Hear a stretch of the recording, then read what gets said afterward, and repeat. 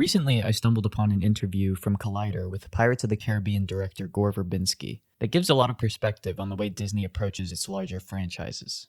And at this point, Disney consists of essentially only franchise productions. But in their recent efforts with Marvel and Star Wars, they've adopted a model that has caused many issues in the past.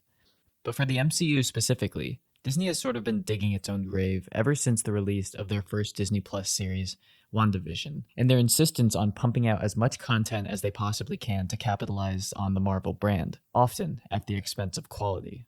They've created a rigid timeline for themselves with very little room for alterations, and this ongoing writer's strike could potentially be the nail in the coffin.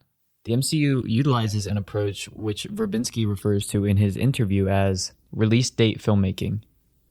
If you read about the stress this sort of model can put on its cast and crew, it's quite clear that the interests of the studio heads revolve around squeezing as much money as they possibly can from their employees, with little regard for their tribulations and concerns. For some context, in 2003, Disney released a film that they had little to no faith in called Pirates of the Caribbean: Curse of the Black Pearl. The studio execs had massive concerns over the risks Verbinski and his writing team, Terry Rossio and Ted Elliott, were taking, involving the supernatural element, as well as Depp's eccentric performance as Captain Jack Sparrow, something Verbinski fought hard with the studio to keep in. Not to mention that this film was based on a theme park ride, so the expectations were low. But the tide quickly turned when the movie became a worldwide phenomenon, grossing over $650 million. Suddenly, Disney had a huge interest in the property, and wanting to replicate the success of the Lord of the Rings trilogy, they quickly greenlit 2 sequels to the film, which were to be shot back to back. Hoping to recapture the magic of the first installment, Disney placed Gore Verbinski back at the helm for both of the films, with Ted and Terry once again penning the scripts. But the most challenging part of this production was Disney's insistence that the films be released on the predetermined release dates. Despite countless setbacks, including conflicting schedules with actors, and even a hurricane wiping out one of their most prominent sets, Disney refused to budge on the dates. When discussing the differences in the process of making Pirates 1 versus 2 and 3, Verbinski says, "We were left alone. We made the first movie, which was really close to a pirate movie, and we were just left alone. We had very supportive partners at the studio, and we just made it, and it was a great experience." On the other hand, here's what he had to say about making the sequels. "The studio put so much pressure on these films because they needed to perform in a given quarter, so you can't push them. You can't say, 'I need more time to figure this out,' because there's another film in the pipeline that needs to take this date. So there's a lot of pressure on a filmmaker, and it's not really healthy.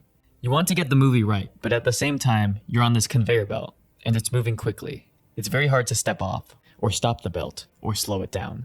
So you have to be creative within these boundaries, and it's very challenging. It's an incredibly stressful way to make a movie." At one point, the interviewer mentions how the plot of the third film felt bloated and overly complicated. Verbinski even agrees. "The reason that we rushed Pirates 2 and 3 to get them done for summer release dates, and they ended up having to be recut and reworked. It was never about the time frame. It was about the release date. And we couldn't get our hands around the script. So we tried to compensate by making it bigger and better and more elaborate. And it just got away from us. So there are these release dates that aren't about a movie. They're about a commodity. And you have to make a movie to serve that commodity, rather than making a movie to serve the audience or the story." While the typical Hollywood blockbuster has about a year for post-production, Pirates of the Caribbean 3 had 10 weeks. And for a film with such an expansive scope, it's shocking that it was completed on time. The crew had to film scenes without completed scripts, which can be very confusing for actors, especially if 2 films are being shot at the same time. It's nerve-wracking for the studio, for the producers, and everybody else to actually be shooting a scene without having the entirety of the script in place. Apparently, the last scene of the third film was shot before most of the second film. And despite being extremely proud of the work he did, it's sad to read some of the things he says about his experiences working on them. One would hope that Disney would have learned a lesson here on how not to make a movie, but both movies were absurdly successful financially. And since money is all these studios care about, there were no lessons learned. Flash forward to 2012, when Disney finally acquired Lucasfilm for $4 billion, with the intention of cranking out new Star Wars movies in a similar approach to the MCU. But rather than taking the time to come up with a concrete plan, studio head Kathleen Kennedy made a bizarre choice to develop a new trilogy with several different creative teams at the helm, conveying their own respective visions for the franchise. In the years where these films were not being released, a totally unconnected spin-off story would be told in a different corner of the galaxy. The Force Awakens would be released in 2015. Rogue One would be released the following year, followed by The Last Jedi in 2017, then Solo a few months later in the summer of 2018, with The Rise of Skywalker concluding the trilogy in the summer of 2019, at least at the time. As you can see, there's no wiggle room here in terms of release dates. If one film doesn't make a date, it puts the whole timeline in jeopardy. Therefore, the goal of the studio is to keep the films on schedule by any means necessary. By all accounts, the production of The Force Awakens was relatively smooth, at least comparatively.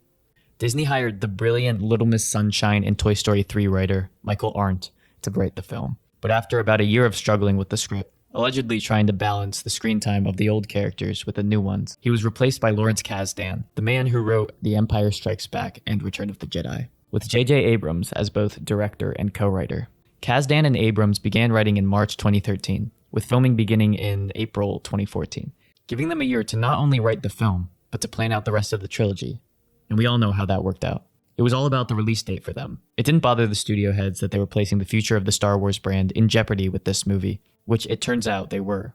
However, none of this mattered to them, because the film became one of the highest grossing movies ever made, accruing over $2 billion. Rogue One is a completely different story. Gareth Edwards was originally hired to direct, but after a year, Disney didn't like what he was making, so they hired Tony Gilroy to assist in reshoots.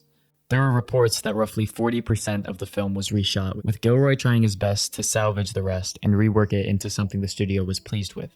Apparently, the movie was in such a bad spot that even Disney turned a blind eye when Gilroy publicly exposed them, knowing that its incredible success was owed to him. I've never been interested in Star Wars, ever, so I had no reverence for it whatsoever. I was unafraid about that, and they were in such a swamp. They were in so much terrible, terrible trouble that all you could do was improve their position. So again, Rogue One grossed over $1 billion, so no lessons learned. Then we have The Last Jedi. For some reason, this is the only movie that Disney seemed completely hands-off with and just let Rian Johnson do his thing, because principal photography wrapped after merely 19 weeks. This film came out to a mixed reception, but it also made over $1 billion, so I'm not sure Disney really cared. At least until the release of their next film. In July 2015, Phil Lord and Chris Miller were announced as the directors for the Han Solo spin-off movie called Solo.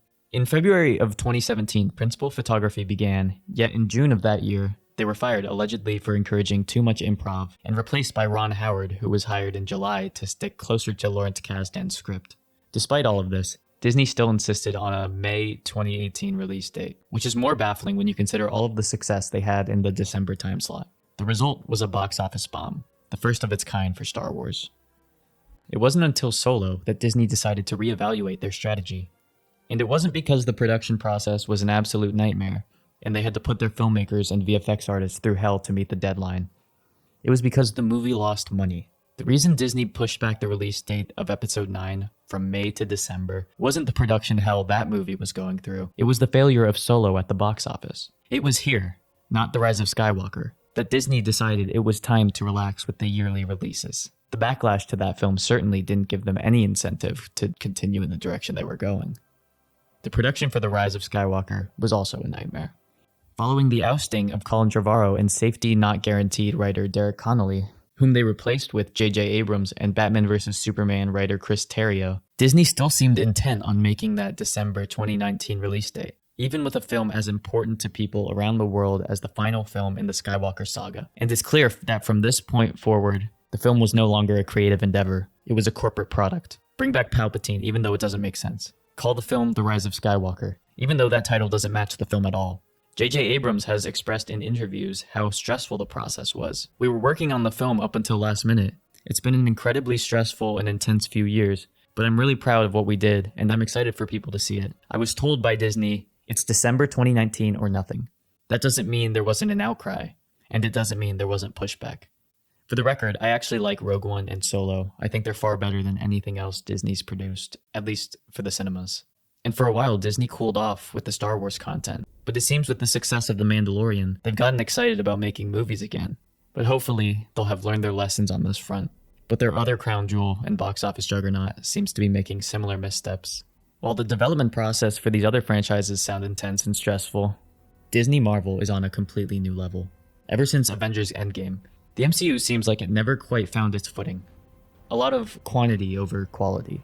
Kevin Feige released their Phase 4 timeline back then. It featured a lot more content than they had ever produced in a span of a couple years. And it's clear from the quality of these projects that the increasing demands from the studio for more and more content has stretched Kevin Feige too thin. I can't speak for everyone, but here are my quick thoughts on Phase 4. Personally, I liked the first half of WandaVision, but I hated the finale. I didn't even bother watching the rest of the shows, but I've heard mixed things. I actually liked Shang-Chi, but Eternals was really forgettable. And like most people, I loved Spider-Man No Way Home. I was extremely disappointed with Doctor Strange 2 and Thor Love and Thunder. And Black Panther 2, I also didn't really like. And it's sad, because after I watched Endgame, I decided that I was going to invest myself fully in this franchise. But I just lost the interest in the new stuff.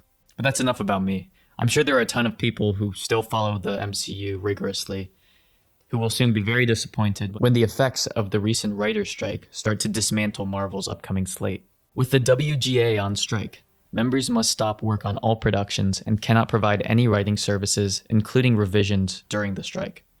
Production on Blade has already been pretty rocky, but they finally hired a new screenwriter to address the issues in the first script, and now he's not even allowed to begin. I know Blade will probably be a bit disconnected from the rest of the films, but they also have a new Captain America film in development, and probably some others that will be super interconnected with the rest of the universe. The timeline is a bit unclear at the moment, but I can infer from the prior phases that most of their upcoming films will build off of each other like a TV show. And this strike can only mean problems for the future. And this speaks to a greater issue that the MCU has with everything being tied together.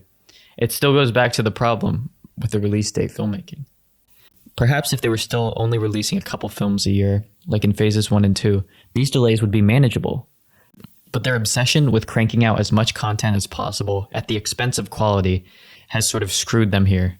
And once again, when your only goal for a film is to make a specific release date that will maximize your profits rather than make the best movie possible, eventually, something's gotta give.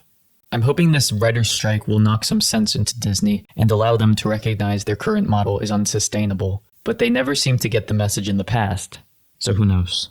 But if the critic scores and picket signs don't sway them, I'm sure the diminishing box office returns eventually will. If you stuck around for the whole video, thank you so much for watching. Ripley and I will catch you in the next one.